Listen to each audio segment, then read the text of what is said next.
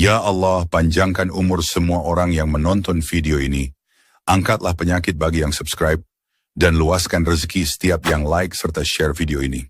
Semoga rezeki mengalir luas sampai 7 turunan ke anak cucu, dan setiap doa serta kebaikan membawa berkah untuk kita semua. Bismillahirrahmanirrahim. Assalamualaikum warahmatullahi wabarakatuh. Alhamdulillahi rabbil alamin. Wassalatu wassalamu ala asrafil anbiya'i wal mursalin wa ala alihi wa sahbihi ajma'in. Jamaah yang dirahmati Allah Subhanahu wa taala, kita lanjutkan kajian kita masih tentang bab salat. Kemarin kita diajarkan oleh baginda Nabi Muhammad SAW bahwasannya solat dilarang bergerak-gerak karena mengurangi daripada kesempurnaan solat. Pahala solat tidak akan sempurna bila kita banyak gerakan di luar gerakan solat. Jamaah yang dirahmati Allah SWT, Rasulullah menyampaikan dalam hadis ke-7, bukan solat yang sempurna kalau tidak mencegah dari kemungkaran. Dari Sayyidina Imran bin Husain radhiyallahu an, ia berkata baginda Rasulullah SAW ditanya mengenai firman Allah Subhanahu wa taala yang artinya sesungguhnya solat itu mencegah perbuatan keji dan mungkar. Baginda Nabi Muhammad SAW bersabda, barang siapa yang solatnya tidak dapat mencegah dari berbuat keji dan mungkar, itu bukanlah solat yang sempurna. Hadis riwayat Hatim dari kitab Darul Masdur. Faedah, solat merupakan sesuatu yang amat berharga. Jika solat dilakukan dengan cara yang benar, solat akan membuahkan hasil, yaitu akan mencegah kita dari hal-hal yang tidak patut. Jika kita belum memperoleh hasil ini, hendaknya kita meyakini bahwa solat kita belum sempurna. Sangat banyak hadis yang meriwayatkan tentang masalah ini. Di antaranya Sayyidina Ibnu Abbas radhiyallahu an berkata, solat menghentikan dari berbuat dosa yang sedang dilakukan, dan solat menjauhkan dari perbuatan dosa di masa yang akan datang. Sayyidina Abul Aliyah radhiyallahu an mengatakan, maksud firman Allah Subhanahu wa taala, inna solata tanha anil fakhsya wal munkar, sesungguhnya solat itu mencegah dari perbuatan keji dan mungkar. Quran surat Al-Ankabut ayat 45. Adalah hendaknya ada 3 hal dalam solat. Yang pertama yaitu ikhlas, kemudian yang kedua takut kepada Allah Subhanahu wa taala, dan yang ketiga zikrullah, memuji Allah. Jika dalam solat tidak terdapat 3 hal tersebut, maka bukanlah solat yang sempurna. Ikhlas selalu menarik ke arah amal soleh. Takut kepada Allah Subhanahu wa taala, menjauhkan diri dari perbuatan mungkar. Zikir kepada Allah Subhanahu wa taala, membaca Al-Qur'an yang dengan sendirinya mengajak kepada perbuatan baik dan mencegah daripada perbuatan mungkar.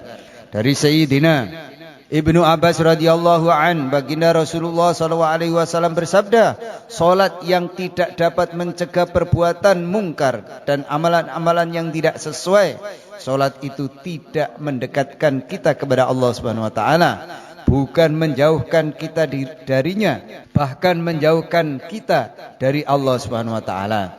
Sayyidina Hasan radhiyallahu an juga meriwayatkan sabda baginda Nabi Muhammad SAW yang berbunyi, jika solat seseorang tidak menghalanginya dari perbuatan buruk, maka itu bukanlah solat.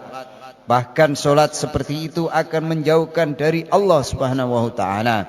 Sayyidina Ibnu Umar radhiyallahu an meriwayatkan hal yang sama. Sayyidina Abdullah bin Mas'ud radhiyallahu an meriwayatkan bahwa baginda Nabi Muhammad SAW bersabda, barang siapa tidak mengikuti kehendak solat, maka dia belum solat. mengikuti kehendak solat adalah dengan meninggalkan perbuatan keji dan mungkar. Sayyidina Abu Hurairah radhiyallahu an berkata, seseorang datang kepada baginda Nabi Muhammad SAW dan berkata, si fulan suka mengerjakan solat tahajud malam hari, tetapi pagi harinya ia mencuri. Beliau bersabda, dalam waktu dekat solat itu akan menghentikannya dari perbuatan itu. Dari kitab Darul Mastur. Dari hadis-hadis di atas kita dapat mengetahui bahwa seseorang yang selalu sibuk bermaksiat kepada Allah SWT, hendaknya ia benar-benar menyibukkan diri dengan solat yang benar, sehingga perbuatan-perbuatannya, perbuatan buruknya akan hilang dengan sendirinya. Untuk menghilangkan perbuatan buruk sangat sulit dan memerlukan waktu lama, sedangkan menyibukkan diri di dalam solat itu mudah dan tidak memerlukan waktu yang lama. Dengan keberkahan solat, kebiasaan buruk itu akan hilang. Semoga Allah SWT memberikan taufik kepada kita agar dapat menunaikan solat dengan sebaik-baiknya. Itulah jamaah hadis ke-7 dari baginda Nabi Muhammad SAW yang maknanya seburuk-buruknya kita perbuatan kita, jangan pernah meninggalkan solat. Walaupun dia seorang pencuri, seorang pemabuk, penzina, apapun keburukannya, tapi ketika solat jangan pernah ditinggalkan. Solatlah, karena solat itu akan mendekatkan diri kepada Allah dan memperbaiki perbuatan buruknya menjadi baik. Maka kadang-kadang ada orang yang mengatakan, saya belum baik, kalau nanti sudah baik saja baru sholat. Itu tidak akan pernah terjadi bila kita tidak membiasakan sholat dengan berjamaah. Demikian jamaah yang rahmati Allah SWT. Mudah-mudahan kita diberi kepahaman oleh Allah SWT dengan nasihat-nasihat dan ajaran-ajaran daripada baginda Nabi Muhammad SAW ini, sehingga kita senantiasa dalam ridhonya Allah Subhanahu wa taala. Mari kita tutup dengan doa kafaratul majelis. Subhanaka Allahumma wa bihamdika asyhadu an la ilaha anta astaghfiruka wa atubu ilaik. Wassalamu alaikum warahmatullahi wabarakatuh. Allahumma shalli ala Muhammad ya Rabbi shalli alaihi wa sallim.